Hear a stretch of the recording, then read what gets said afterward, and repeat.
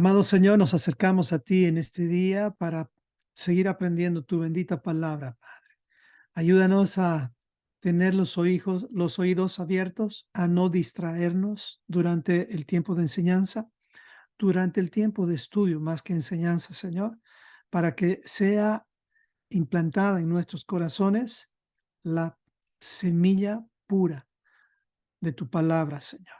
Ayúdanos a crecer sanamente y si hay algo que de pronto no va de acuerdo a tu palabra, también ayúdanos a corregirlo, Señor. Todos somos estudiantes y todos estamos aprendiendo. El único rabí, el único mi grande, el único maestro eres tú. Y a ti te queremos reconocer como el grande, el más grande de todos y el único grande, Señor, en nuestras vidas también. Ayúdanos a transmitir esto en nuestros hogares y que esta carta hoy, especialmente en este tiempo que estamos estudiándola, sea como una carta dirigida a nosotros. Ayúdanos, Señor, en esta dispersión, en nombre de Yeshua. Amén y amén. Anterior semana estuvimos hablando del capítulo 2 y hoy vamos a hablar nada más un poquito como para conectarnos. Y pues en esta parte habíamos hablado de quién es el mentiroso, sino aquel que niega que Jesús es el Cristo. Recuerdan que les había dado una tarea de que estudiemos, eh, no para estar en contra, sino para entender un poco la situación en la cual están los judíos que no reconocen a Yeshua como el Mesías. No todos, los judíos mesiánicos, ellos son para nosotros como una punta de lanza en esto que estamos aprendiendo, en esto que estamos conociendo, porque ya muchos de los verdaderamente judíos que reconocen al Mesías, ellos prácticamente ya tienen como la sangre corriendo en sus venas en cuanto a cómo acercarse a Dios. En cambio, nosotros que hemos estado dispersados en todas las naciones por más de aproximadamente casi 3000 años que hemos estado en la dispersión desde el año 722, 2700 años aproximadamente. Obviamente en nuestra sangre no corre esta esencia que hay en los judíos, especialmente mesiánicos. Es por eso que tenemos que aprender no para criticar, sino para discernir, porque no somos quienes para criticar, pero mi función como perro ovejero, como pastor, especialmente ahora que estamos en esta transición, es ayudarles a ver cómo es que tenemos que tener cuidado con las tradiciones, especialmente de los judíos. Pero obviamente, si podríamos mencionar, como decía en la mañana, si tendríamos que practicar una tradición de algún pueblo, de alguna cultura, pues 1000 veces prefiero practicar la tradición de los judíos, porque por lo menos en sus tradiciones el paganismo está disminuido. No digo que está eliminado, pero está disminuido. En cambio, en las tradiciones de cualquier otro país, como el caso de Estados Unidos, por ejemplo, si usted dice, yo quiero practicar la tradición y la cultura de Estados Unidos, se va a topar con paganismo al rojo vivo, como es el caso del Halloween. O sea, el practicar la tradición, el practicar la cultura de un país eh, que no sea Israel es muy peligroso. Es decir, si usted practica la cultura o la tradición de México, se va a encontrar con un montón de cosas que están prácticamente al rojo vivo del paganismo. No discernimos eso porque a veces confundimos lo que es cultura con lo que es también tradición. Y muchas veces la tradición eh, envuelve en eso que llamamos una buena costumbre o una buena práctica de cultura, en eso que nos envuelve en una mezcla con el paganismo, porque todas las culturas de los países están mezcladas con el paganismo. Sin hablar de mi país, Bolivia, o de Argentina, un país cercano también, hay mucha tradición pagana y mezclada. Pero no es el tema directo, sino en este caso es que tenemos que tener cuidado nada más ah, en este caso, con los 13 principios del judaísmo. Dentro de esto estamos hablando de quienes niegan que Yeshua es el Mesías. Estos son los 13 principios que habíamos hablado la anterior semana, para que usted los conozca todos los principios, excepto dos específicamente, necesitan ser revisados por nosotros para tener cuidado de lo que Yeshua mismo les decía a los judíos, especialmente a los saduceos, que ellos están más preocupados por cuidar su tradición y ponerla por encima de la Torah. Ese es el problema que siempre Jesús ha puesto, donde Jesús ha puesto su dedo. Es decir, él siempre ha tratado de corregir todo el tiempo que la tradición de nuestra cultura judía, en este caso de la cultura del judaísmo, vaya por encima de la Torah. No debe ser así. Entonces, el judaísmo del tiempo de Yeshua es diferente al judaísmo de nuestros tiempos. Este judaísmo en el cual estamos viviendo ahora, es decir, no nosotros, sino lo que estamos viendo alrededor de los judíos, está principalmente basado en lo que ocurrió en el año 1300 aproximadamente con Maimónides. Perdón, 1135 al 1204, cuando vivió Maimónides, pues él fue quien estableció estos 13 principios.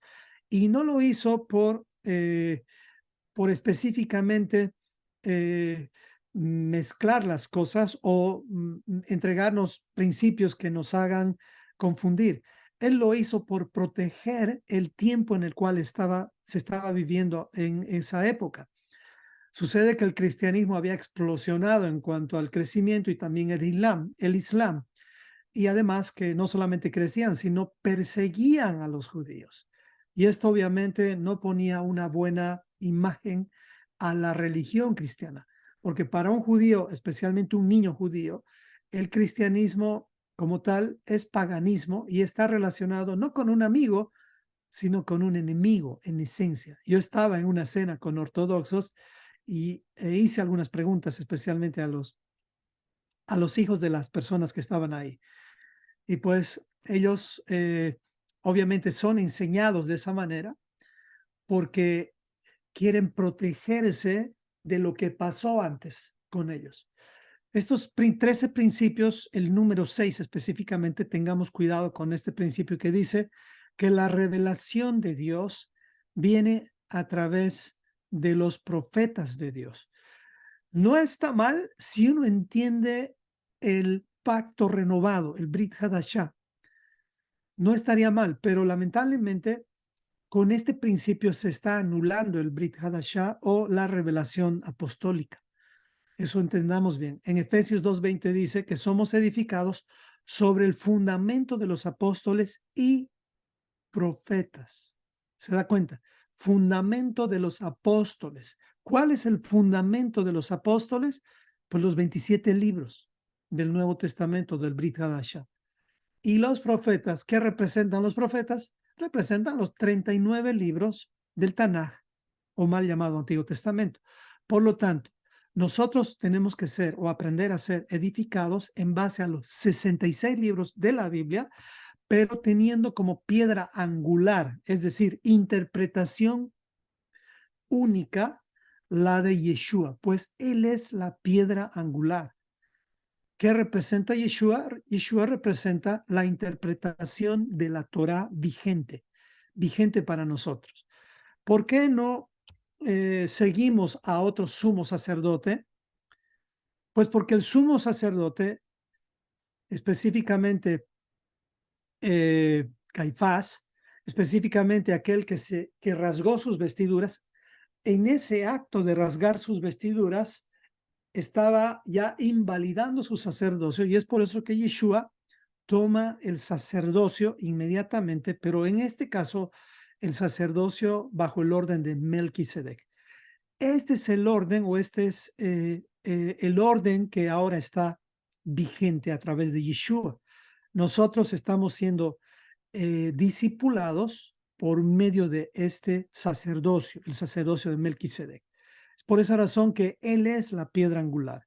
En Mateo 28:19 dice, toda autoridad me ha sido dada, tanto en el cielo como en la tierra. Por tanto, dice, vayan y hagan discípulos, estudiantes, talmidín, a todas las naciones. La autoridad para hacer discípulos o hacer discípulos Ya no es en base a otro sumo sacerdote o en base a otro concilio, sino es en base únicamente a Yeshua HaMashiach, a Jesucristo si tú quieres, o a Yeshua si tú quieres también. Esa es la única autoridad que está vigente. Por lo tanto, en este principio número 6, la revelación únicamente a través de los profetas te va a mostrar solamente lo que dice el Tanaj. Y eso no es que está mal, pero lamentablemente cuando tú no tienes la revelación del Nuevo Testamento, del Brit Hadashah, no tienes la revelación de Yeshua, porque Yeshua está siendo revelado a través de los 27 libros del Nuevo Testamento, en especial la última revelación, que es la revelación del Apocalipsis. Es por eso que primera de Juan, en el capítulo 2, nos enfatiza a identificar quién es un candidato a ser un mentiroso.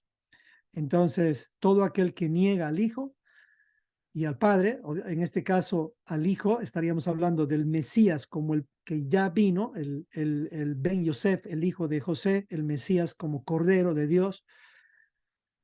Todo aquel que niega que ya vino el Mesías, obviamente está negando la verdad revelada de de quién es el único que nos puede dar la interpretación correcta de las Escrituras, especialmente de la Torah.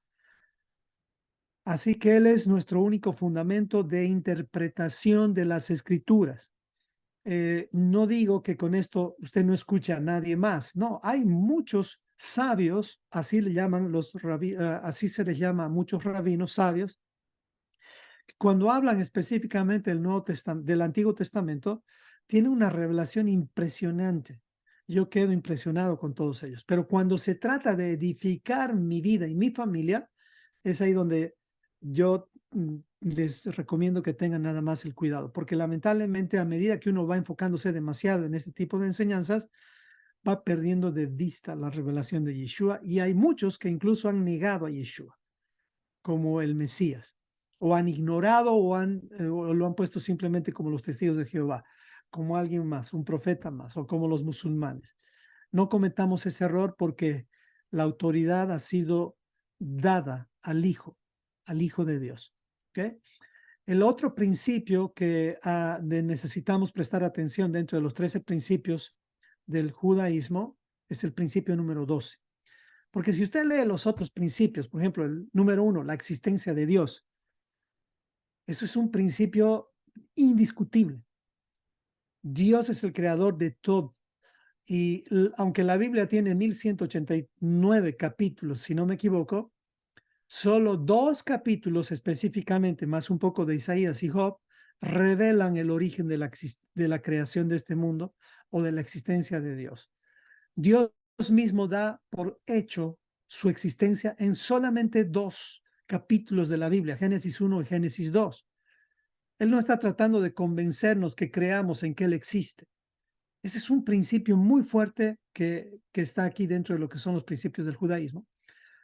Así que Dios no está preocupado en que le creamos o que sepamos que Él existe. Es como pensar, como digo siempre, quien niega que el sol existe es porque no quiere salir de ese cuarto en el cual está encerrado. O lo mismo que decimos cuando alguien no quiere aprender, es difícil tratar de enseñar a aquel que no quiere aprender. Así que para demostrar la existencia de Dios como el principio número 1, solo hace falta ser humildes en reconocer que nada el hombre pudo haber creado. La existencia de Dios explica todo lo que tú puedas ver y, y incluso respirar en esta tierra. El aire no viene del hombre, el aire viene de Dios. Y hasta alguien dijo que el mismo aliento expresa el nombre de Yahweh. Al respirar, al aspirar, estamos mencionando su nombre en cada respiro. El siguiente principio, los siguientes principios en general prácticamente revelan mucho de Dios, y es necesario que aprendamos esto. Pero tengamos cuidado con el principio número 12. Principio número 12. ¿Qué dice el principio número 12? Que el judaísmo niega la primera venida del Mesías, porque ellos están esperando al Mesías como si nunca hubiera venido, como si nunca hubiera venido. Y aquel que niega esto, obviamente, está en el territorio de los mentirosos. Pues en el caso de los judíos no llega al nivel así, llega a un nivel, diríamos, de donde la mano de Dios tiene algo que ver aquí, porque Dios es quien puso en ellos como una especie de velo. Dice, su corazón está endurecido hasta que la plenitud de los gentiles se revele. Y estamos en ese tiempo. Ya es normal para mí ver judíos mesiánicos. Antes era muy raro ver judíos mesiánicos. Ahora ya vemos judíos, o sea, todo judío es mesiánico, pero judíos que creen en el Mesías Yeshua HaMashiach. No aquellos judíos que le dicen Yeshu a Yeshua. Eso es como le llaman, Yeshu, como aquel que sí existe, no niegan la existencia de Yeshua, pero no lo tienen como el Mesías Ben Yosef. Entonces, en este principio, cuidado, tengamos cuidado, porque como dice Primera de Juan 2, dice, ¿quién es el mentiroso sino el que niega que Yeshua es el Mesías, el ungido de Dios? Este es un anticristo, el que niega al Padre y al Hijo.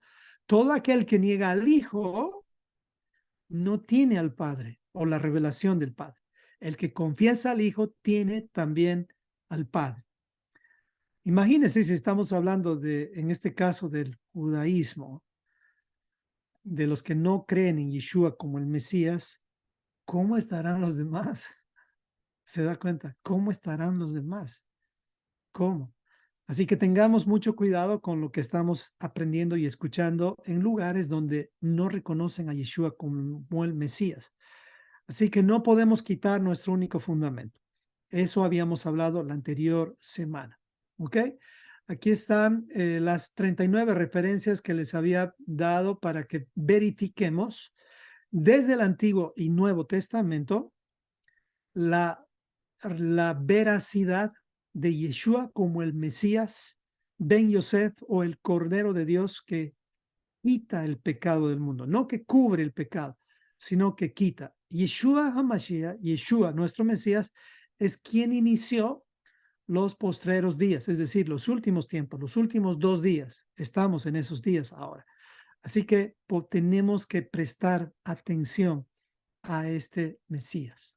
Si tú estás esperando al Mesías y negando que Yeshua vino como Cordero, eh, no quisiera estar en tus zapatos, pero espero que tú, si dudas todavía de que Yeshua es el Mesías, nada más revises estos 39 o 36 referencias, tal vez me equivoqué ahí, pero aquí dice 39, pero son 36 referencias, y verifiques, se me volcó el 9, y verifiques con solamente estas 36 referencias, la veracidad del Mesías. Toda la Biblia nos revela al Mesías, desde Génesis capítulo 1, 2 y 3, ahí es donde se revela la existencia del Hijo de Dios, del Mesías. Bueno, así que y ahí escribe Viviana, Yeshu significa que su nombre sea borrado. La verdad no sabía eso, pero ya me imagino que hay algo ahí, porque los judíos que no creen en Mesías realmente rechazan al Mesías, le dicen bastardo, le dicen un montón de cosas. Yo creo que no me atrevería a llamar así al Hijo de Dios, al Mesías. Hay también muchos judíos que respetan y prefieren ni siquiera decir nada mejor, como dice ese proverbio que dice que aún el necio pasa por sabio cuando cierra la boca, cuando calla. Tengamos cuidado con esas prácticas, ¿ok? Así es que la revelación de Yeshua está a lo largo de todas las escrituras. Bueno, continuamos entonces con la parte 2 de aprendiendo a vivir en amor. Ahí habíamos quedado y esto a partir de ahora ya es material nuevo. Así que vamos para adelante. Aprendiendo a vivir en amor, capítulos 3 y 4. Dice así, Juan capítulo 3, versículos 1 al 3. Dice así, miren. Aquí dice Viviana algo más. Esto lo contó Yosef. Cuenta cuando un testimonio de su hijo yendo a la escuela de Israel y que un día, sí, es verdad, en la clase de la maestra habló Yeshua, el niño llegó a casa preguntándole que explique ese significado. Exacto. En las escuelas allá en Israel, lamentablemente, no se habla bien de Yeshua HaMashiach, no se habla bien de nuestro Yeshua, se habla en realidad mal, ni siquiera solamente mal, es más, hasta se lo insulta. Por esa razón, tengamos cuidado con, eh, con los principios del judaísmo. Respetemos a los judíos como pueblo escogido por el Señor y como aquellos que preservaron las escrituras. No les faltemos al respeto. Ellos son escogidos para reinar. O sea, a Judá se le dio la autoridad de gobierno. En eso tenemos que estar bien claros y dar gracias a Dios por ellos, especialmente por David, quien reveló realmente al segundo Adán, al Hijo de Dios. Él ya nos dio la imagen de aquel que asume las responsabilidades de su pecado. Y obviamente el segundo Adán, Yeshua, cuando estaba en la cruz, él dijo, Padre, perdónales porque no saben lo que hacen. Algo parecido, así parecida fue la actitud de David cuando él reconoció su pecado. Él pagó las consecuencias muy duras, pero las pagó. Él estuvo tentado a culpar a su mujer con quien pecó, con Betsabé, pero no vas a encontrar un solo lugar en las escrituras donde David culpa a Betsabé por el pecado. Él asumió todo el pecado e incluso Betsabé también ella llega a ser alguien reconocida. ¿Sí, se dan cuenta cómo es que Dios puede transformar la vida de un adúltero, de un asesino a sangre fría, en transformarlo en un hombre humilde que al final así fue como terminó David, un hombre tan humilde, tan como diríamos temeroso de Dios que realmente hay mucho que aprender de él. Hay mucho que aprender de David. Vamos al capítulo 3, entonces, dice así, no hay apuro, hermanos, de verdad yo quería volar, pero mi esposa tiene razón, ella siempre me aconseja, no hay por qué correr, a veces tenemos que hacer de esta forma y por eso es que voy a ir más suave, un poquito más suave, especialmente en estas cartas de Juan. Así es, Viviana, donde abundó el pecado, sobreabundó la gracia y de eso también vamos a hablar más adelante. Veamos, versículo 1 del capítulo 3 dice así. Mirad cuál amor nos ha dado el Padre para que seamos llamados hijos de Dios. Grábese este término, hijos de Dios. Es sumamente importante esto. Mirad cuál amor nos ha dado para que seamos llamados hijos de Dios. Por esto el mundo no nos conoce, porque no le conoció a Él. O sea, el mundo no nos conoce como hijos de Dios porque no conocen a Dios. No conocen a Dios. Dice el versículo 2, amados, ahora somos hijos de Dios y aún no se ha manifestado lo que hemos de ser. Todavía no se nos ha revelado lo que viene. Dice cosas que ojo no vio ni oído yo, son las que Dios tiene preparadas para nosotros. ¿Qué cosas habrá más adelante? Incluso se nos va a revelar nuestra identidad en cuanto a bajo qué tribu vamos a estar. Se nos van a revelar muchas cosas. Lo que vemos ahora es poco y con esto poco estamos agradecidos, como decía Emiliano. ¿Qué ha visto Dios en nosotros? Ya podemos entender tantas cosas por la gracia de Dios, únicamente por la gracia de Dios. No hay mérito en nosotros, obviamente, para que podamos ver lo que ahora podemos ver.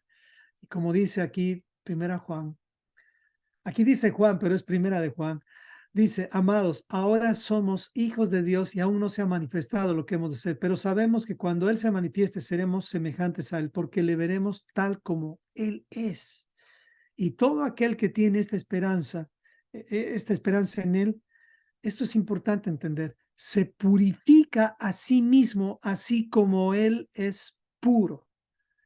Escúcheme bien, si tú eres un hijo de Dios, ya es tu deber madurar para purificarte. A ver si se puede entender, si me explico. Si tú ya tienes por lo menos un año caminando en la Torah, caminando en el camino del Señor, en las sendas antiguas, llegó el tiempo, llegó la hora de que aprendas a santificarte, a purificarte. ¿Por qué? Porque ahora debes ejercer el papel de hijo de Dios. Debes servir a Dios no como siervo, sino como hijo. Dios quiere que sus hijos le sirvan. Usted sabe que es muy diferente el servicio de un siervo al servicio de un hijo que sirve como, de un hijo que sirve al Señor, pero no como siervo, sino como hijo. Es muy diferente. Es hermoso ver a los hijos servir a los padres. ¿Cómo se siente usted, padre, cuando ve que sus hijos le sirven, le respetan, le honran, pero no porque quieren obtener algo, sino por amor, por respeto?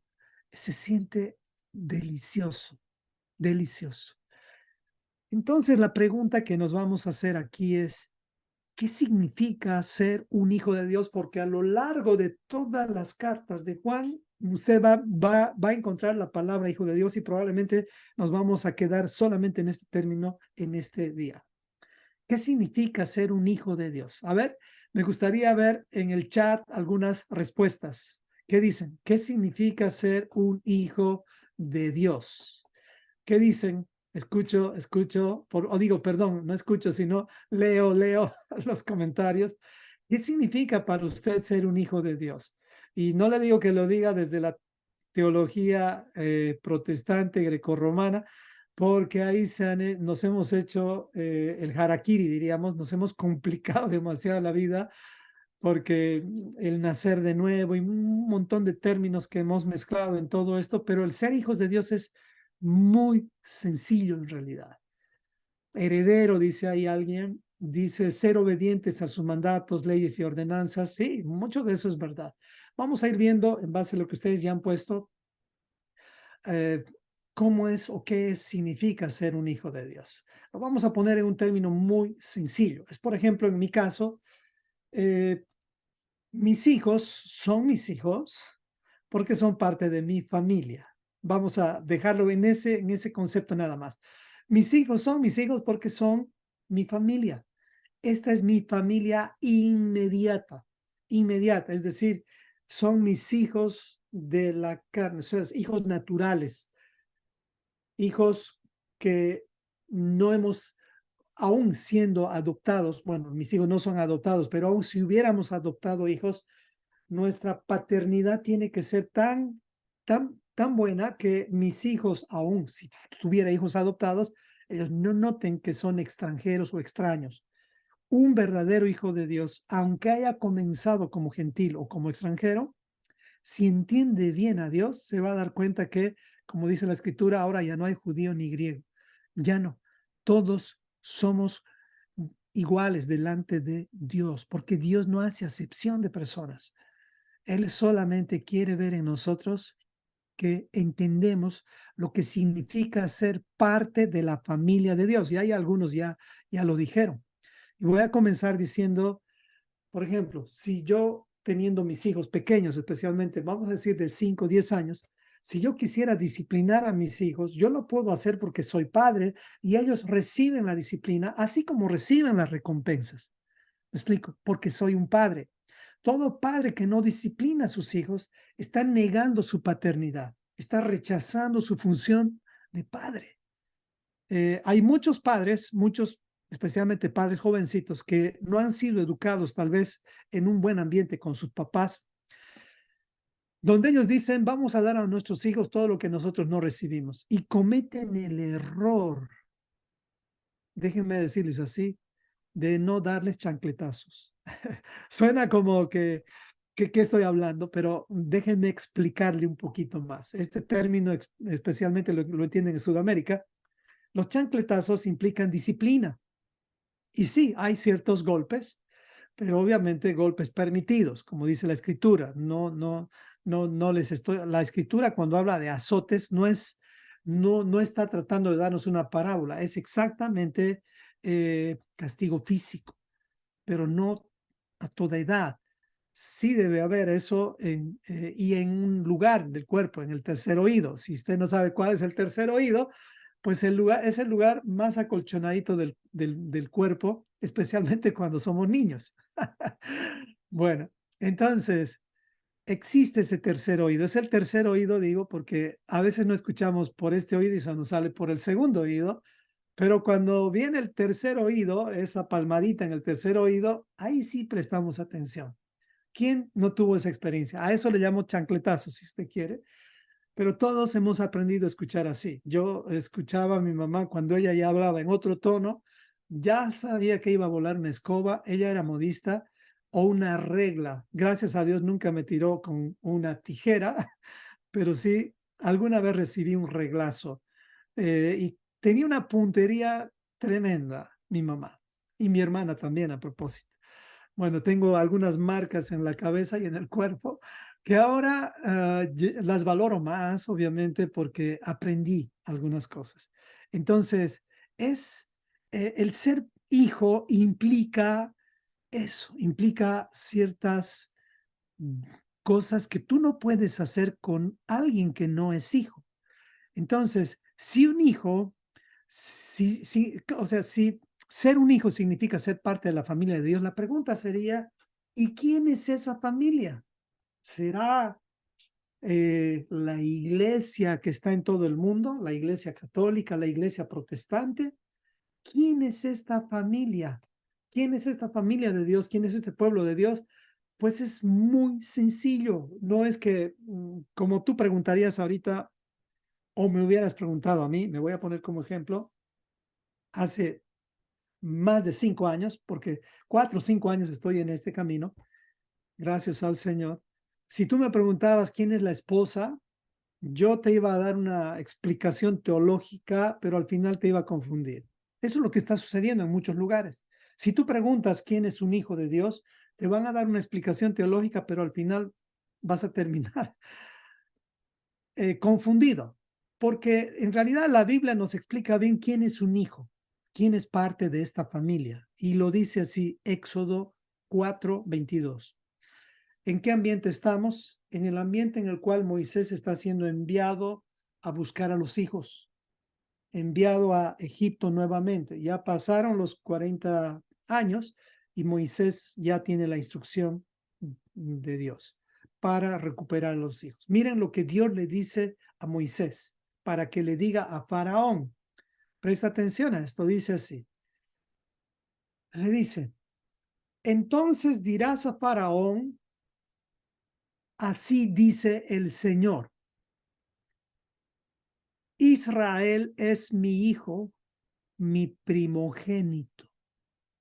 Ya te he dicho, dice ahí el padre, esto me hace recuerdo a mi mamá cuando me decía, ya te he dicho, mi mamá me decía así, pero aquí Dios está diciendo, ya te he dicho que dejes ir a mi hijo para que me sirva. Dios aquí estaba preparando 10 chancletazos para Faraón, pero no para disciplinarlo como hijo, sino en este caso como a un rebelde, como a alguien que se enfrenta a Dios. Hoy va a haber un poquito más esto. Así es. Ahí dice Erika, mi mamá no, pero mi abuela tenía la autoridad de corregirnos como una varita en los pies. Ella decía, para que andes en buen camino y seas obediente. Sí, gracias a Dios por esa generación de padres. Oro y de verdad que con tanto bombardeo de los psicólogos de estos tiempos, que los padres, especialmente los que están en el camino de la Torá, no olviden que la vara de la disciplina es necesaria y además es útil, pero no la violencia familiar. La violencia familiar puede ser también con una vara, pero cuando tú disciplinas a un hijo, tú tienes que decirle cuál es la falta, porque si no, no lo estás disciplinando. Tú tienes que decirle cuál fue su pecado, es decir, qué transgredió. Eso es algo que hemos aprendido con mi esposa a nuestros hijos cuando ellos, por ejemplo, traían algo de algún lugar. Sí, había una corrección, aparte que tenían que devolver. Les decíamos, estás quebrantando, obviamente, el uno de los mandamientos. En este caso, si robaban, estaban quebrantando el octavo mandamiento, o si se enojaban, etcétera. O sea, los mandamientos tenían que ser revelados a nuestros hijos y ahí venía la disciplina. ¿Cómo disciplinaría un padre en este caso si no conoce los mandamientos? ¿Qué falta les vas a revelar a tus hijos cuando los disciplines? Así que no es disciplinar nomás. El padre tiene que aprender por qué está disciplinando a sus hijos. Y no es por tus reglas, papá y mamá, si tú estás aquí, te hablo a ti, porque tú no tienes una regla infalible. El único que tiene reglas infalibles es Dios. Y así que más nos vale aprender las reglas de Dios para corregir a nuestros hijos por eso. Recuerdo que en algunos hogares yo veía que cuando un hijo estaba comiendo y de pronto hacía caer un vaso o un cubierto, esos niños recibían disciplina. Yo digo, ¿acaso en los mandamientos de Dios dice, debes darle disciplina a tu hijo cuando tira un vaso por accidente o cuando tira un plato? No disciplina a sus hijos por cosas que Dios no disciplinaría. Esa es una buena regla para entender cómo es que el padre debe trabajar con sus hijos. Porque si usted no disciplina a sus hijos de forma bíblica y correcta, obviamente ambas son sinónimo, lo que va a hacer es generar en sus hijos rebeldía. Esto aplicándolo a lo que Dios ha hecho desde Adán. Dios disciplinó a Adán duramente hasta expulsarlo del Edén. En ese caso, todos nosotros hemos sufrido ese castigo, esa disciplina, para revelarle a Adán no solamente su falta, porque Dios le reveló a Adán qué es lo que había hecho, sino también para que Adán sea educado en este exilio, desde que fue echado del jardín del Edén. Es por eso que en este exilio que dura 6,000 años, vamos a ser rescatados y vamos a volver al Edén, vamos a volver al paraíso, a la casa, si usted quiere, a la casa eterna, pero ya educaditos, porque la historia nos enseña. Así que si usted quiere llamar, ¿qué es? Si quiere más o menos resumir qué es la lección principal en esta vida, es como que esta vida es una prueba de aprendizaje donde tenemos muchas experiencias de aprendizaje, disciplinas y un montón de cosas. Más nos vale hacer que Dios sea nuestro Padre para que Él nos discipline con justicia y no que nuestro Padre sea el Padre de la mentira, que es el mismo Satanás, para que Él se aproveche de nuestra ingenuidad y pues tengamos cicatrices innecesarias. Pero aún así Dios es misericordioso, así como lo fue con las 10 tribus, y pues a las 10 tribus que se rebelaron contra Dios, al final Dios las rescató a través del Hijo. ¿Qué dice Oseas 11 a propósito del rescate de Dios?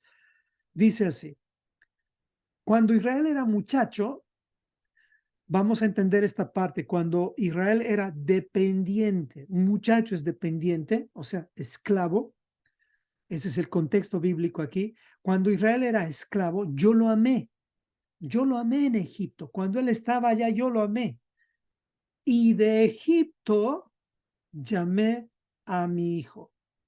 Escuche bien esto lo cumplió Yeshua, pero esto es una realidad. Dios te llama de Egipto para que salgas de Egipto, no para que traigas Egipto dentro de ti.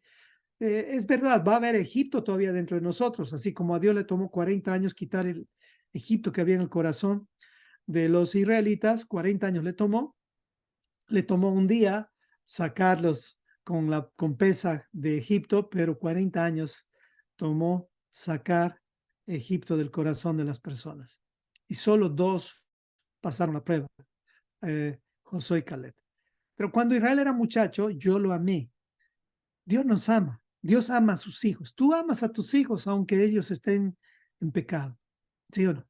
Así somos los padres. Amamos a nuestros hijos, no importa la condición en la cual están, pero no los queremos en esa condición cuando están sucios por el pecado. No los queremos. El padre tiene que tener la capacidad de decirle a su hijo que está en pecado con amor, no con engaños y con mentiras, con amor. Porque el amor cubre, dice, multitud de pecados. Solamente el amor. Y tenemos que aprender a tener ese amor de Dios. El amor de Dios tiene dos partes específicas. El amor de Dios, por un lado, te abraza, pero por el otro lado te corrige. En otras palabras, en un lado está el chocolate y en el otro lado está la vara. Me explico. Ese equilibrio necesitamos con nuestros hijos y ese es el equilibrio de Dios. Por eso tenemos Deuteronomio 28. En Deuteronomio 28 dice, 15 versículos se refieren, nos hablan del chocolate, de la dulzura de obedecer los mandamientos, de las bendiciones de Dios. Y de Deuteronomio capítulo 28 del versículo 15 o 16 en adelante, creo que son 68 versículos o 67, nos habla Dios de las consecuencias, de la vara, de lo que va a pasar con nosotros si no obedecemos los mandamientos. Entonces Dios es justo porque nos están dando detalles incluso de por qué es que Él nos va a corregir. Y es eso lo que sucede aquí. Cuando Israel era muchacho, yo lo amé y de Egipto llamé a mi hijo. Cuanto más yo lo llamaba, escuche bien esto, tanto más se alejaban de mí. Qué triste para Dios como padre. Dice, a los Baales sacrificaban y a los ídolos ofrecían saumerios, o sea, adoración. Y dice mucho más adelante en Oseas 11, tú vas a fijar cómo es que Dios, como un padre, y aquí está la parte, no sé si usted escuchó, con cuerdas de amor te estoy llamando. En este capítulo habla de las cuerdas de amor de este padre en busca de sus hijos. Por eso cuando Juan ya nos habla y nos llama hijos de Dios, o sea, nos dice, somos llamados hijos de Dios. O sea, llamados, es un llamado el ser hijo de Dios. ¿Cómo comienza este llamado? Sal de Egipto. Así comienza el ser hijo de Dios. Esto no te van a explicar en un ambiente donde no hay Torah, pero el ser hijo de Dios comienza con un llamado. No estoy hablando de un ministerio, estoy hablando de un llamado, literalmente. El llamado dice, como Dios comenzó con el primer hijo, en este caso Abraham, lo llamó de Egipto, o sea, en este caso de Babilonia, lo llamó de Babilonia, diciéndole, sal de tu tierra y de tu parentela. Ese era el Egipto para Abraham. En este caso, Dios te está llamando a ti que salgas del sistema de este mundo. Eso representa Egipto. Veamos un poquito el significado de Faraón y Egipto para entender cómo es que vamos a ser llamados hijos de Dios. Y estoy solamente en el versículo 1 de Juan. ¿Cómo es que vamos a ser llamados hijos de Dios? Dice así, entendamos bien, ¿qué significa Egipto? Egipto en hebreo viene de la palabra Mitzraim, que significa dos estrechos, dos estrechos. Esto ya te debería dar una idea de qué representa Egipto. Egipto representa esa estrechez, esa incomodidad de vivir como esclavos, porque un esclavo no vive cómodo, pero se acostumbra a esa comodidad de esclavo cuando uno nace esclavo. Cuando uno nace en esclavitud, te vas a acostumbrar. Ponga a un niño, usted sabe que el ser humano tiene la habilidad o la capacidad de acomodarse a cualquier circunstancia. Así, si nacemos en el desierto, nos vamos a acostumbrar a los camellos, y nos vamos a acostumbrar a cómo se vive allá. Si tú naces en Estados Unidos, te vas a acostumbrar a este ambiente. Recuerdo que muchos misioneros norteamericanos llevaban a sus hijos a Bolivia para que experimenten lo que es no tener un baño público, para que experimenten lo que es caminar descalzos por causas de necesidad, no por causas simplemente de que no te quieres poner los zapatos. ¿Por qué razón? Porque el ambiente en el cual estás va a definir tu forma de pensar, el ambiente. Entonces, cuando uno nace en un ambiente de esclavitud, va a pensar como esclavo. Entonces, es ahí donde Dios está esperando la manifestación de aquellos que son el remanente. Esos son los hijos de Dios que dicen, yo no acepto esta condición de esclavo y quiero salir. Esos son los hijos, los que quieren salir para obedecer el llamado del Padre. El Padre que está llamándonos.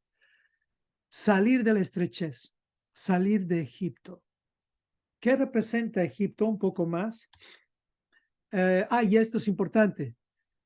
Mientras permanecemos en Egipto, no podremos ser llamados hijos de Dios. Escuche bien, hay muchos hijos de Dios que lamentablemente no van a ser confirmados o llamados hijos de Dios. Un hijo de Dios es Satanás. Los ángeles son también hijos de Dios. Por esa razón, ya en el plano nuestro, en el plano terrícola, en el plano de nosotros, en el plano de las tribus, si quiere, dentro de las tribus hay muchos que no quieren ver a Dios como Padre, lo quieren ver simplemente como aquel que hace milagros o como aquel que tiene poder. Tiene que llegar un momento en nuestras vidas en que necesitamos, como decía la canción, darle gracias a Dios por este aire, por la luz, por la ropa, por el Shabbat, por todo lo que estamos experimentando, sin esperar que detrás de nuestra oración siempre exista un pedido. Por eso me encanta esa canción, es gratitud al extremo. Por eso el título de esa canción que escuchamos hoy es Te agradezco. Así que mientras permanecemos en Egipto, no podremos ser llamados hijos de Dios. Así que si tú quieres saber si eres un hijo de Dios, tienes que estar incómodo con Egipto a tal punto que ya no quieres saber más de Egipto. Pero es imposible salir de Egipto, escúcheme bien, en cuanto a lo que es la sociedad. Pero sí se puede en tu vida, en tu casa. Ahí es donde tú tienes autoridad y ahí no debe estar Egipto. Y eso es una lucha diaria. Los hijos de Dios tienen que salir de Egipto para que Dios se les revele como Padre. Así que tú te puedes quedar en Egipto y ser un hijo de Dios, pero no vas a tener la revelación del Padre. Vas a tener la revelación de alguien que tiene poder. Pero Dios está buscando hijos. Como dice aquí Éxodo, así dice el Señor. Israel es mi hijo, mi primogénito. Ya te he dicho, deja salir a mi hijo. ¿Para qué? Para que me sirva. Dios quiere que sus hijos le honren, le sirvan. ¿Qué representa Egipto? Bíblicamente, Egipto representa el sistema de esclavitud y opresión de este mundo. Estoy tomando más tiempo acá porque el resto de los capítulos habla de ser hijitos de Dios. Entonces vamos a aprender más sobre esto. Mientras permanecemos en Egipto, entonces no vamos a poder ser llamados hijos de Dios. Tenemos que salir de Egipto. Dios no llama hijo a aquel que sigue en esclavitud en Egipto. Dios llama hijo a aquel que ha decidido dejar Egipto atrás. Entonces, bíblicamente Egipto representa el sistema de esclavitud y opresión en este mundo. Ahora, ¿qué representa Faraón? ¿Qué representa Faraón? Porque aquí, en Éxodo 4:22, él es quien no deja salir a los hijos. Faraón representa el Dios del sistema humanista. Faraón, él es quien te quiere hacer creer que él es el más grande. A él se le conocía como el Horus vivo, el, el, el mismo Dios Sol. Él era como el preferido del Horus vivo. Entonces, tengamos cuidado con Faraón, por eso vamos a hablar un poquito más de Faraón. Y para que aprendamos más de Faraón, si quieres ver qué va a pasar con Egipto y con Faraón, tal vez no conoces este capítulo, pero hoy te recomiendo. Encuentra Ezequiel 29 y ahí vas a tener muy claro lo que va a ocurrir con aquel que no te deja salir de Egipto. Y obviamente no es para culpar a ese alguien. También la culpa la tienes tú por haberte acostumbrado a esa esclavitud del sistema de este mundo. Entonces, Ezequiel 29, 1 al 3 nos dice qué es lo que va a pasar con Faraón. Lo vamos a leer en un momento, pero Faraón, como les decía, él representa todo aquello que no te deja servir a Dios como hijo. Entonces, ¿quién o qué representa un faraón en tu vida? ¿Quién? ¿Quién está haciendo ese impedimento para que tú puedas salir de las garras de faraón y servirle a Dios con libertad? ¿Quién es ese faraón? ¿Qué representa en tu vida ese faraón? Aquel que te hace creer que él es el más grande. ¿Será tu trabajo? ¿Será qué es lo que te impide servirle a Dios? ¿Será tu forma de pensar? ¿Será tu propio ego? ¿Qué representa este faraón? ¿Sabes lo que pasará con este faraón y con Egipto? Y la última pregunta, ¿sabes qué pasará con los que no te permiten servir a Dios como su hijo? Casi estas dos preguntas últimas se repiten, pero es necesario que sepamos lo que dice lo que dice Ezequiel 29 del 1 al 3. Dice así: profecía contra Egipto. Así está en mi título de la Reina Valera. Dice: en el año 10º, en el mes 10º, a los 12 días del mes, vino a mí palabra del Señor diciendo: hijo de hombre, pon tu rostro contra Faraón, rey de Egipto, y profetiza contra él y contra todo Egipto. Solamente 3 versículos les estoy dando, pero lea lo demás, se va a sorprender con cómo es que va a terminar Egipto, el sistema de este mundo, porque Ezequiel pasó después de Egipto, por si acaso. Dice así: habla y di, así ha dicho el Señor, Jehová el Señor, he aquí, yo estoy contra ti. Dios está contra todo aquel que te impide servir a Dios como hijo. Y te vas a sorprender quiénes son esas personas.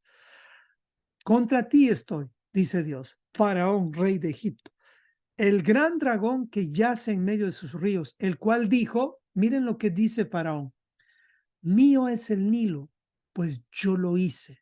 Ustedes saben, por esto fue juzgado Faraón, específicamente por esto que él dijo. Él dijo: yo soy el creador del Nilo, yo soy el creador de todo lo que es Egipto, porque el Nilo era como el que le daba vida a Egipto, el río Nilo. Así es que, como dice Yeshua, todo aquel que se enaltece será humillado, y el que se humilla será enaltecido. Mateo 23, 8, 12. Pero ¿en qué contexto dice esto? Dice en el contexto cuando Yeshua está hablando con los que se creían rabí, con los que se hacían llamar rabí. Rabí quiere decir mi grande en un sentido concreto, porque tiene otros significados más como maestro, pero rabí en un sentido quiere decir mi grande. Y es lo mismo que quiere decir faraón. Entonces, aún dentro de las raíces hebreas, si tú estás buscando que te digan roe, rabí y todas esas cosas, ten cuidado, ten cuidado. A un pastor, o por eso me encanta con Yosef, él no tiene problemas si le llamas Yosef, si le llamas pastor, pero hay algunos que ya esperan que se le llame roe. Por favor, tengamos cuidado con nosotros, promover todo eso, porque el ego del hombre se promueve también a través de los títulos. Y aquí Yeshua nos dice: no dejen que nadie les diga así, porque uno es el grande, uno es el maestro, uno es, y ese es Dios. Todo aquel que quiere tomar ese lugar está actuando como faraón, está impidiendo que tú salgas como hijo, porque faraón no teme a Dios. El mundo está como faraón. Me gustó esta imagen que dice: faraón le tiene miedo a las plagas, pero no tiene temor de Dios. No tiene temor de Dios. ¿Tú tienes temor de Dios? ¿Eres un candidato a faraón o eres un candidato a hijo de Dios? Sé que estas preguntas son un poco fuertes de pronto, pero lo digo para mí mismo primero. Yo mismo ando en este caminar de que no se me suba nunca el orgullo por enseñar Torah o por enseñar la palabra del Señor, sino más bien quiero mantenerme, y ayúdenme ustedes a hacerlo, especialmente mi esposa me ayuda mucho para esto, porque ella siempre es sincera conmigo y me dice de qué pie estoy cojeando, o sea, qué me está fallando, y agradezco a Dios por la vida de mi esposa, especialmente hoy, porque gracias a ella he llegado a ser mm, alguien en la palabra del Señor, alguien que puede ayudar a cualquier, no a cualquier persona, sino a aquel que tiene ganas de escuchar la palabra del Señor, a poderle por lo menos enseñar lo básico, lo básico. Hay maestros tremendos como Yosef que te pueden enseñar las profundidades, pero tal vez en mi caso el llamado de Dios es facilitarte a que la palabra sea esencial, básica en tu vida. Me gusta enseñar así. Espero que esto te esté sirviendo como para que no esperes de mí grandes misterios revelados, sino simplemente quiero hacerte ver un poquito con más profundidad cosas sencillas como esta que te estoy mostrando. Así que En este contexto, el peligro más grande lo tenemos los predicadores, porque podríamos tomar el lugar de Faraón sin darnos cuenta. ¿Por qué razón? Porque en lo que les traté de mostrar, Faraón es aquel que impide que los creyentes conozcan a Dios como su Padre, es decir, que sean hijos de Dios. Usted sabe que hay muchos pastores que prohíben a las ovejas estudiar Torah. Están tomando el papel de Faraón. Hay muchos predicadores que les dicen a su oveja, no tienes que guardar mandamientos, no tienes que obedecer a Dios. Están impidiendo la función paternal para que esos creyentes sean llamados hijos de Dios. ¿Cómo es que uno puede ser llamado hijo de Dios si no recibe la Torah, la disciplina del Señor? ¿Tú eres ese predicador? ¿Conoces predicadores así? No los juzgues, pero nada más ten cuidado con ser uno de ellos o tú mismo con adular demasiado a ellos. Porque ¿cuál es la función de todo predicador de la Biblia, de la palabra? Y aquí no me refiero ahora solamente a los pastores. Hay padres también, y he escuchado esto no en mi casa ni en lugares cercanos, sino al escuchar algunos testimonios, que hay padres que les dicen a sus hijos, prefiero 1000 veces que seas un pagano a que estés estudiando la Torá. 1000 veces prefiero, porque te has salido de la iglesia cristiana. Cosas como esas les dicen a sus hijos, creyentes en Dios. Dicen, y sus mismos padres les están diciendo a los hijos, porque has caído de la gracia. ¿Cómo es que un padre puede actuar así? Si un padre actúa así, está ejerciendo la función de aquel que impide, la función de Faraón, aquel que impide que los hijos conozcan a su padre. Porque al final nuestros hijos no son nuestros hijos como diríamos en esencia, porque nuestros hijos deben ser dirigidos por nosotros, los padres, para que ellos sean hijos de Dios. Hijos de Dios. Esa es la función y ese es el deseo, uno de los deseos más grandes que tengo para mis hijos y mis nietos y todas las generaciones que el Señor me dé hasta que Él venga, es que cada uno de mis familiares aprendan a ser hijos de Dios y a servirle a Dios como hijos, conociéndole a Dios como Padre. Así que tengamos cuidado si usted está predicando la palabra, ya sea como pastor, como líder, como predicador, como lo que tú quieras, ten cuidado en actuar como si fueras Faraón, sin darte cuenta. No pretendas ocupar el lugar de Dios en la vida de los creyentes, guiándolos a ti mismo, guiándolos a nosotros mismos, no hacia Yeshua, el único pastor de las ovejas. Nosotros solamente somos perros ovejeros. Nadie debe impedir que los creyentes sirvan a Dios como hijos de Dios. Por eso es que Juan cuando habla, a mí me hierve la sangre en decir, cuando, cuando impedimos que los creyentes entiendan este llamado de Dios, llamado literal para ser hijos de Dios. Quien lo haga así está impidiendo que sean hijos de Dios, se está metiendo en serios problemas. Así que todo pastor predicador tiene la misma función de un perro ovejero. Aquí permítame mostrarle uno de los primeros videos que tengo. Preste atención a este video, está en español, así que va a ser fácil.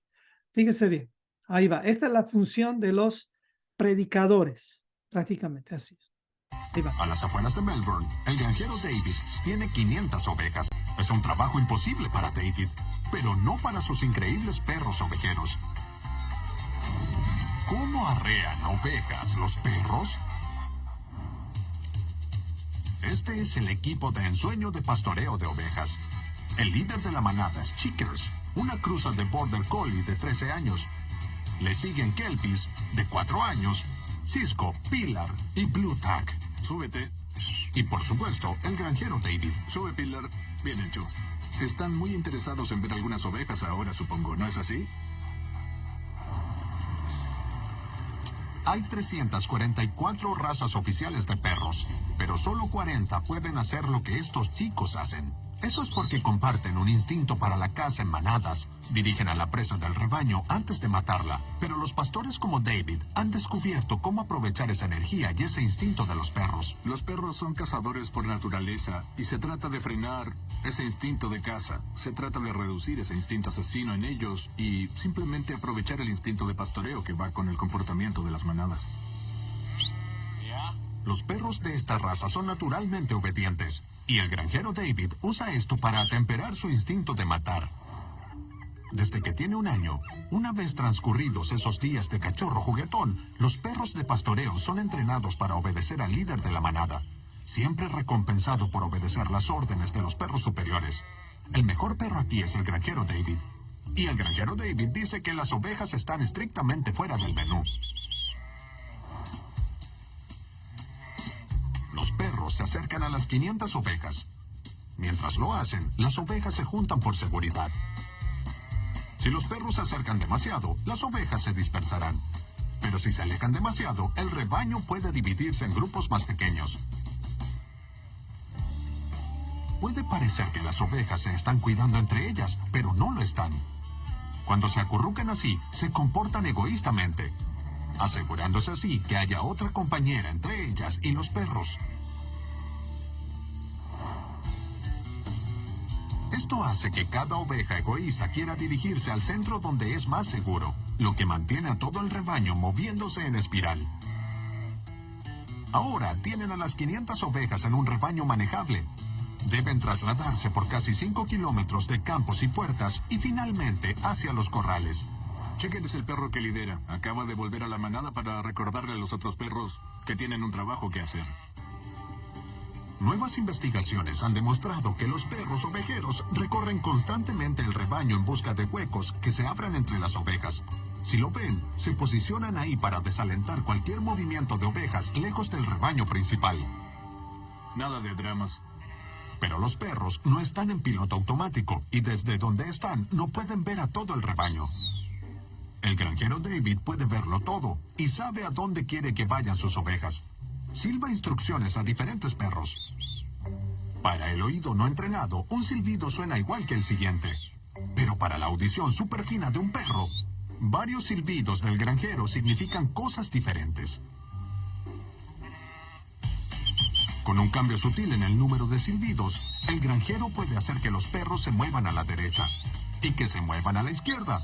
Cambiar la duración de su silbido les dice a los perros que se detengan o que avancen. Los perros no solo son obedientes, también son buenos en matemáticas. Las matemáticas del comportamiento de las ovejas. Para ilustrar esto, el granjero David va a entrar en un rebaño. Oye, Es como si hubiera un campo de fuerza que lo rodea, alejando a las ovejas. si me acerco, ¿ves cómo han mantenido ese anillo a mi alrededor? En realidad, es un campo de fuerza mental alrededor de las ovejas. Se llama zona de vuelo. La zona de vuelo es la distancia que las ovejas desean mantener entre tú y ellos. Acércate a unos 3 metros de una oveja y se alejará para mantener esa distancia segura. Y esos perros inteligentes han aprendido a pensar como una oveja y a usar eso para guiar el rebaño. Los perros utilizan la zona de vuelo de 3 metros para controlar la dirección y el movimiento del rebaño. A medida que suben y bajan por la parte trasera del rebaño, se paran en la zona de vuelo para forzar a las ovejas a la izquierda, a la derecha o hacia adelante. Tienen que medir esa zona de vuelo en menos de 1 metro para hacerlas caminar hacia adelante. ¿Qué les pareció? Esta es la historia de cómo nosotros los padres, los pastores, los predicadores debemos aprender, dice, a que nuestro oído esté atento al silbido del Señor. En este caso, el Señor, o sea, Dios mismo, es la camioneta que usted vio, el pastor de las ovejas. Él es quien nos debe de dar las instrucciones y nosotros los pastores tenemos que aprender. Se dio cuenta que para ser un pastor ovejero necesita un entrenamiento desde el primer año. 1 año mínimo ya tienes que recibir tu entrenamiento. Y ustedes padres tienen ovejas en sus casas. O sea, candidatos a ser llamados hijos de Dios. De eso estamos hablando. Todo predicador tiene que hacer ese trabajo. Vamos a ir a la última parte. Ya estoy terminando. Así que vamos aquí. Ok, entonces Esa es la función de todo pastor o predicador que tiene que aprender a practicar. Todo pastor o predicador no debe impedir que los creyentes se acerquen a Dios como hijos. Un hijo es el siguiente. Un hijo es, ¿cómo sabemos que alguien es un hijo? Eso es importante entender. Lo dice Hebreos 12, 5 al 8. Y aquí va a aprender algo también importante. Dice así, Hebreos 12, 5 al 8. Hijo mío, no menosprecies la disciplina del Señor, ni desmayes cuando eres reprendido por él. Dice, porque el Señor al que ama disciplina y azota literalmente a todo el que recibe por hijo. Es por eso que Israel fue la nación que más eh, fue perseguida, fue azotada, y no porque a Dios se le salió de las manos, sino porque Dios vio necesario eso para esparcir su semilla y hacer que tú y yo seamos alcanzados también. Si soportan la disciplina, Dios les trata como a hijos. Prestemos atención acá. Si soportan la disciplina, esto es, hay dos maneras. Soportar la disciplina con un corazón endurecido o soportar la disciplina con un corazón humilde, moldeable. Haga de cuenta que usted es como el barro. El barro que está barro se puede moldear y cuando el sol mira este barro se puede endurecer. Pero también sucede que cuando el sol mira a este barro, vamos a decir, se puede moldear hasta formar algo. El sol sirve para esas dos cosas. Por eso tenemos que aprender el tiempo en el cual estamos nosotros creciendo, el tiempo en el cual estamos. Y aquí te pregunto a ti, hermano, ¿en qué tiempo del moldeo de Dios estás en tu vida? ¿En qué tiempo estás? ¿Estás como polvo? ¿Estás como ese barro? ¿Ya eres moldeable? ¿O todavía estás como esa vasija rota, piezas por aquí, piezas por allá, pero todavía no estás preparado para que Dios te moldee? ¿En qué tiempo en tu vida estás?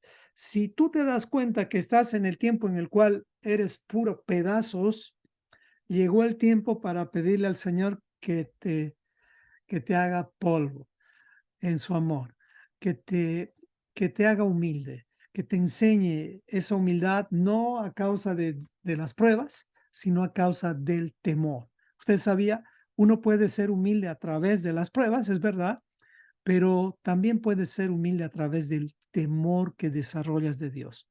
El temor de Dios. Es el mismo temor que le tenemos a un policía cuando sabemos que él tiene autoridad. Pero usted sabe, por ejemplo, en Estados Unidos, cuando tenemos temor de un policía es porque hemos roto la ley o hemos cometido una infracción. Pero nos sentimos seguros cuando hay un policía porque nos protege. Me refiero a ese tipo de temor. O sea, desarrollemos ese temor de Dios. Si soportan la disciplina, Dios nos va a tratar como a hijos. Porque, ¿qué hijo es aquel a quien el padre no disciplina? ¿Qué tipo de hijo es aquel que no ha recibido disciplina? Póngase a pensar. ¿Qué tipo de hijo es usted o sus hijos? Aquí podemos corregir todavía eso, pero si se los deja sin disciplina, de la cual todos han sido participantes, esos hijos que no han recibido disciplina son bastardos y no son hijos. Para aclarar un poquito más esta idea, vamos a ver lo que dice Proverbios 3 al 12. Dice así, porque Jehová al que ama castiga como el padre al hijo a quien quiere. Voy a mostrarles un video más, ténganme paciencia porque estos videos no son fáciles de encontrar, pero ¿usted sabe lo que significa esta parte que dice castiga? Esta pregunta es para todos menos para mi familia. Hoy tuvimos una reunión y ahí hablamos un poquito de esto, pero ¿usted sabe lo que significa? ¿A qué se refiere esta palabra castiga? ¿Podría ponerlo en el chat? ¿A qué se refiere esta palabra castiga? Y pues hoy se va a sorprender. Hoy se va a sorprender con esto. ¿A qué se refiere cuando dice porque el Señor al que ama? Se refiere a varias cosas, pero hoy vamos a hablar solamente de un término. Pero sencillo, lo voy a hacer sencillo por el tema del tiempo. Va a llevar esta palabra castiga a la concordancia Strong, y la palabra castiga, que también es parecida a disciplina, o también a azote, que es instrucción. Esta palabra castiga viene de H3198, que es yakak, que significa árbitro, corregir, instruir. Entonces, presta atención a esto. Dice, porque el Señor al que ama, o sea, hace la función de árbitro. Hace la función de árbitro. Si usted entiende de fútbol, usted sabe bien qué es lo que hace un árbitro. Te revela tu falta. ¿Me explico? Para que se entienda más el contexto de esto que estamos hablando, les voy a mostrar un video para que se entienda mejor la palabra castiga. Porque el Señor al que ama le revela su falta. Le llama la atención, o le saca amarilla o le saca roja.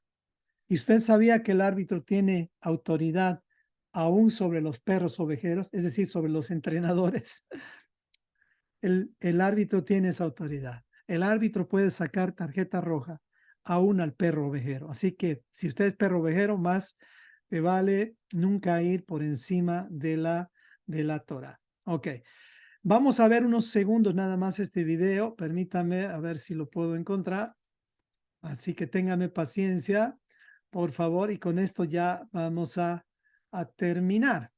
A ver, permítame ver primeramente si tengo aquí. Creo que sí, aquí está. Vamos a mostrar nada más una escena bastante triste de lo que ha ocurrido en Argentina hace un poco de tiempo con un jugador de fútbol que se rebela contra un árbitro a tal punto que pone en riesgo su vida. Pero lamentablemente este jugador tomó una decisión incorrecta. A pesar que reconoció su falta, tomó una decisión que un hijo de Dios no debería tomar.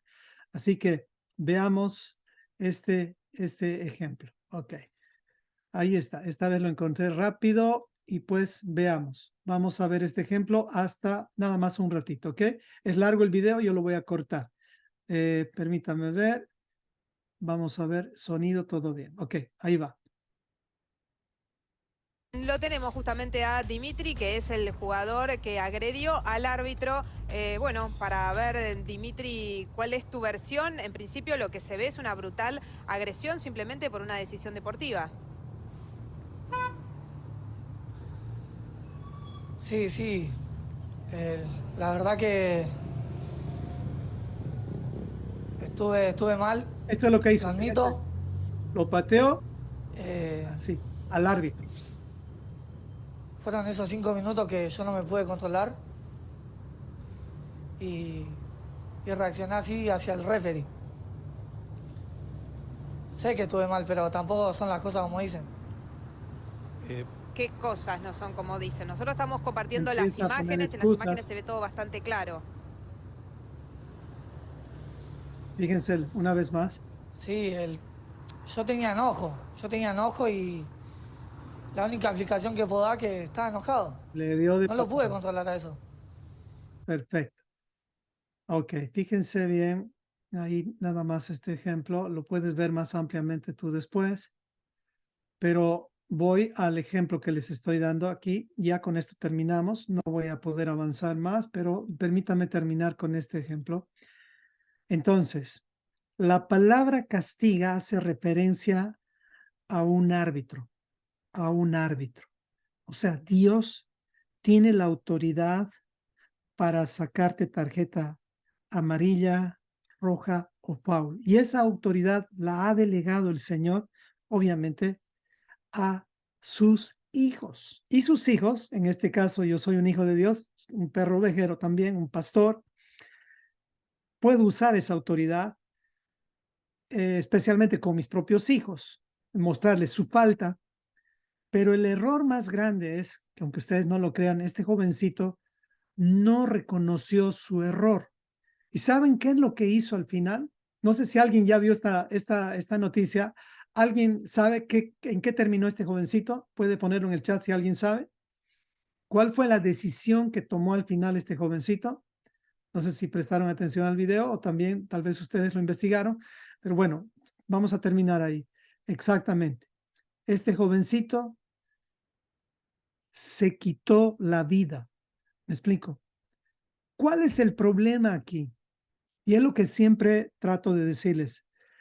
El camino del Señor no es fácil, es un camino difícil. Lo único que le pido es, nunca tire la toalla, nunca se rinda. Y si va a tirar la toalla, que sea en la playa, obviamente, cuando la playa está bonita, ahí sí tire la toalla, pero nunca tire la toalla. O sea, es decir, sea humilde para reconocer su falta y no rebelarse contra la autoridad, contra Dios. No actúe como faraón, actúe como hijo. El hijo es aquel que recibe en humildad la disciplina del padre, porque si usted no hace eso, el enojo, lo que el jovencito manifestó, lo va a llevar a la muerte. O sea, y vamos a decir, ni siquiera el jovencito se dejó ayudar. Este jovencito terminó suicidándose a los pocos días, porque no soportó la carga que venía contra él. Claro, le iban a sancionar y todo eso, pero sus disculpas no fueron sinceras. Así es que a ti, hermano, te digo, un verdadero hijo de Dios es conocido por lo siguiente. Aquí ya vamos terminando. Ay, ¿dónde está? Un hijo de Dios es conocido por lo siguiente. Hay dos condiciones. Oh, no, creo que eso no lo puse. Permítame. Sí, no lo puse, pero está bien. Eso lo vamos a dejar para la siguiente porque si no se me va a alargar más. Ok. Acá está. Lo puse acá. Lo vamos a leer del mismo capítulo 3, pero voy a saltar al versículo 9. Dice más adelante, mismo Juan, dice así. Estos son los requisitos para ser hijos de Dios. Para no reaccionar, escuche bien esto, como este jovencito que terminó casi matando a otro por su enojo, pero al final terminó matándose a sí mismo. Ese es el peligro cuando uno no entiende su llamado a ser un hijo de Dios. Y esta es la condición para ser un hijo de Dios. Vamos a leer todo, dice así, todo aquel que permanece en él no peca, o sea, no practica el pecado. Todo aquel que peca no le ha visto ni le ha conocido.